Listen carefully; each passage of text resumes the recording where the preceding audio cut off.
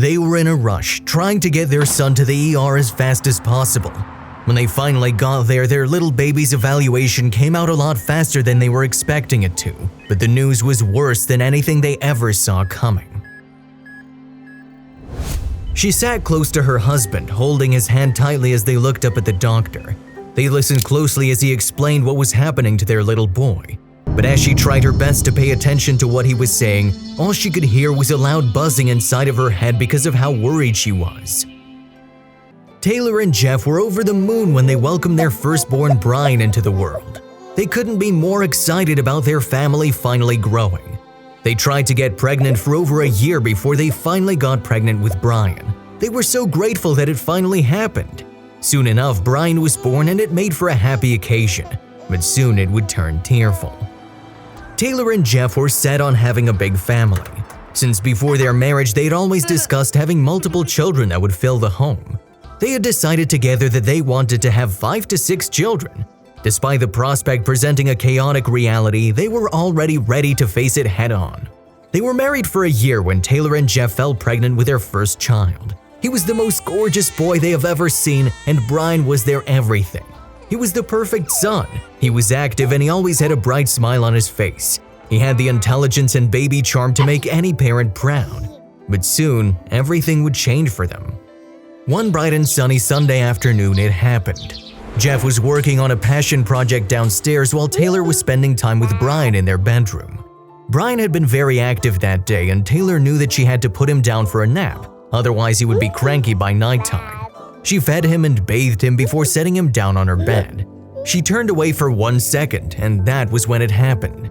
She had turned away for 1 second looking for a diaper when she heard a soft thud on the carpet. She turned around and found Brian on the floor. He had a look of confusion on his face before he burst into loud sobs. Taylor ran towards him, checking if he'd hit his head. She rubbed the bump while lulling Brian until he stopped crying. But just then, she did the worst thing she could have done at the moment. She comforted him until he stopped crying and began smiling and cooing. Jeff ran up the stairs to see what was happening and she quickly explained the situation. They put Brian to sleep and against her better judgment, Taylor told herself that her baby boy was okay, but if only she knew what had happened. Later that night, she woke up to the sound of Brian letting out a loud shriek. She jumped up from bed and ran to his crib, finding him crying bitterly. The bump on his head was now bigger than before. Taylor called Jeff, who came running in. He looked down at Brian and dashed for their coats and phones. What if they were too late? They rushed to get their son to the emergency room as fast as possible. Their baby's evaluation came out sooner than they expected, but the news was worse than they ever could have imagined. She sat close to her husband as they looked up at the doctor, listening closely as he explained what was happening to their angel. But as much as she was trying to pay attention to what he was saying, all she could hear was a loud buzzing inside her head because of how worried she was. She was hoping that the doctor would say that his injury was just a simple bump and that he would be fine, but the news was far worse than that.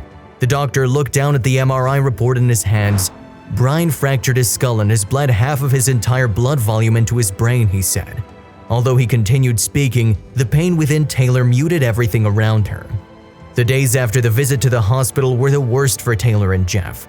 They'd worked so hard to build everything they had, and with Brian, all the struggle had felt worthwhile. He was the best thing in their life, and now they weren't sure if he would be all right. They checked Brian into the hospital before leaving, and with each second that passed, the grueling pain of not being by his side ate them alive. A week passed with Brian still in the hospital. Taylor and Jeff would spend as much time with him, only leaving for brief showers and work. The reality was that their son's condition kept them on edge.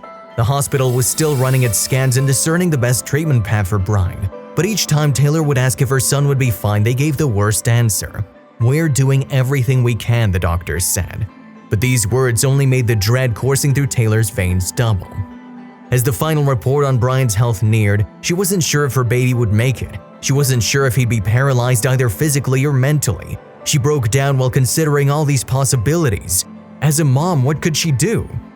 Every minute that passed was the most agonizing wait for Jeff and Taylor's life. She replayed every scenario over and over in her head like a broken record. The what-if questions in her mind were endless. What if she never turned her back? What if she reached Brian earlier? These questions ran through her mind again and again, but they were futile. All that Taylor knew for now was that Brian had been semi-stabilized. None of the questions could change the outcome now. She tried her best to stay positive, but any parent in that position will understand that it's virtually impossible not to dwell. Even though they weren't the spiritual type, Taylor and Jeff began praying while the doctors kept working on Brian. What made the situation more heartbreaking was the fact that after all the dreams they had of their big family, Brian was the first. He represented the beginning of making that dream a reality. Even in their wildest dreams, they could never have imagined a son more perfect than the one they had. Now they were forced to consider the worst possibilities. The days passed by mercilessly and Brian remained in the same state. Taylor never knew that a human being was capable of holding as many tears as she cried. Her emotions swayed from hopeful and optimistic to hopeless and lost on a daily basis. As the hours and days passed, soon an even worse emotion took over. Taylor cried until her eyes could hold no more tears. Her mind felt like it was on the brink of insanity on more than one occasion. Eventually, perhaps as a defense mechanism, she began feeling numb. After all the pain, heartache, stress, and fear, this feeling was somehow worse. Feeling numb made Taylor feel like a monster. She was like a cold, unfeeling robot at times, going through the hours with a kind of frightening detachment. She felt like a zombie at times, dead to the world and just existing in an emotionless void waiting for the news. At times, she felt like she needed to snap out of it but was terrified to do so. Taylor knew that if she allowed the grim emotions back, she risked opening the floodgates and was afraid of being consumed by it all again. In her desperation, caught between being afraid to feel too much and her guilt at feeling too little, she turned to another source for comfort. Jeff had been dealing with his grief in a different way. Taylor barely saw him cry and he seemed to be handling things better. Taylor didn't know if this was a good thing or not. Soon she began to wonder what was going through Jeff's mind. Worse still, she had no idea how to feel about him or if she could lean on him for support. It was a horrible truth about the situation. Taylor and Jeff had been a normal, happy couple. They'd finally begun building their lives together. Now their dreams were in tatters. Their joint grief was already crippling. Taylor didn't want to admit it, but she also felt angry inside. There were times when she couldn't even stand the sight of Jeff. Taylor had heard people speak of the famous stages of grief. She had no idea if this was all normal. She'd never given it much thought because she never pictured herself ever being in a state of grief like this. Looking at Jeff, there were moments when she envied how he seemed to be handling things. On the other hand, she wondered if he was just staying strong. Taylor knew that Jeff loved his son every bit as much as she did. She knew, like her, he was heartbroken inside, whether he showed it or not. As the days wore on and Jeff kept up his stoicism, Taylor also began to worry for another reason. She hadn't considered the feeling until now, but was now afraid it might be true. Since Brian had been in Taylor's care at the time, she worried that Jeff may blame her for what happened. She struggled with this feeling for a while. When she could no longer take not knowing, she summoned up her last reserves of courage. Tentatively, she approached him to ask him if it was true. To Taylor's relief, Jeff assured her that he didn't blame her for any of this. He knew how much she loved their boy and would never knowingly hurt him. He supported her and told her that they needed to be strong together.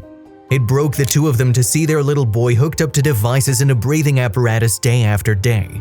Finally, the doctor came forward and revealed that the test results were ready. Brian's brain had suffered severe trauma and it was unclear what the future held.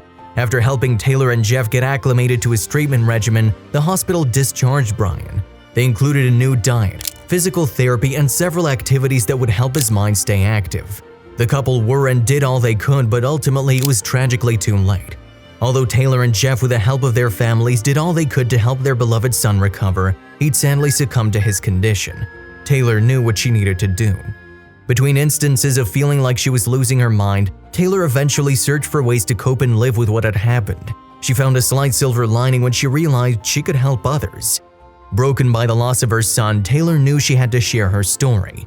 By doing so, she hoped that more parents out there realized how quickly a moment of inattention could lead to tragedy.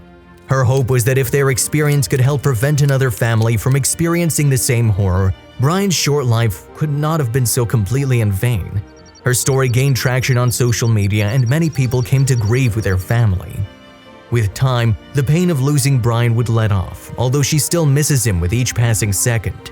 Taylor and Jeff did eventually go on to have other children, and the big family they always talked about was still a possibility. However, it would always remain tainted in a way.